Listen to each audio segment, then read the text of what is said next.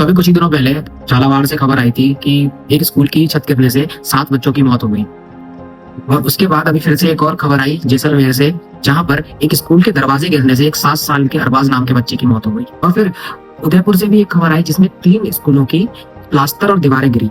एक स्कूल में तो ऐसा था कि वहां पर बच्चे बैठे थे और प्लास्टर गिर रहा था, फिर जैसे तैसे वहां से बच्चों को निकाला गया, उस स्कूल को बंद कर दिया और उस स्कूल के गेट पर ताला लगा दिया। और अब राजस्थान के स्कूलों की हालत धीरे धीरे सामने आ रही है, क्योंकि बरसात का समय आ रहा है और दीवारों में नमी बन रही है जिससे उनका प्लास्टर गिर रहा है और इनमें यूज किया गया घटिया क्वालिटी का मटेरियल सामने आ रहा है।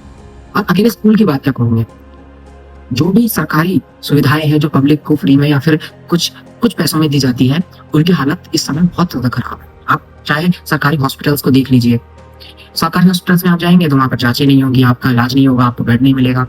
हमारे देश का डेवलपमेंट आखिर हो क्यों नहीं रहा है? तो इसके पीछे सबसे बड़ा रीजन है घूसखोरी और रिश्वतखोरी। तो राजीव गांधी जी ने एक बार अपनी स्पीच में कहा था कि अगर भारत की सरकार 100 रुपए भारत के डेवलपमेंट के लिए भेज रही है तो उसमें से 85 पैसे तो घूसखोरी और रिश्वतखोरी में ही चला जाता है और बचे हुए 15 पैसे से इस भारत का डेवलपमेंट होता है। और आपने देख ही रखा है कि इन 15 पैसों से कैसा डेवलपमेंट होता है, क्योंकि इन 15 पैसों में चीप क्वालिटी का मटेरियल आता है और उससे बिल्कुल ऐसी इमारत बनती है जो कभी भी गिर सकती है।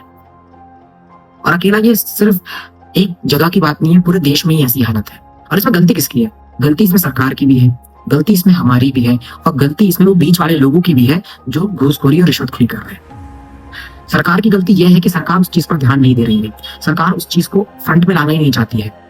हमारी गलती यह है कि हम गलत सरकार को चुन रहे हैं और बीच वालों की गलती यह है कि वो पब्लिक का पैसा खाकर अपनी जेबें भर रहे हैं। तो ये चीज मैं अब आपके ऊपर छोड़ता हूँ कि आपको क्या लगता है कि गलती आखिर है किसकी, सरकार की, हमारी, या वो बीच वाले लोगों की?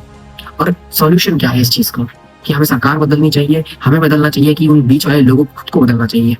वैसे बदलेगा तो कोई नहीं, क्योंकि इस देश में रिश्वतखोरी और घूसखोरी इस तरह से लोगों के अंदर भर चुकी है कि इसको निकालना बड़ा मुश्किल है। कोई भी सरकारी काम बिना रिश्वतखोरी और घूसखोरी के चलता ही नहीं है, चाहे आप कोई सा भी सरकारी काम देख लीजिए। तो ये आपके ऊपर है कि आप क्या सोचते हैं।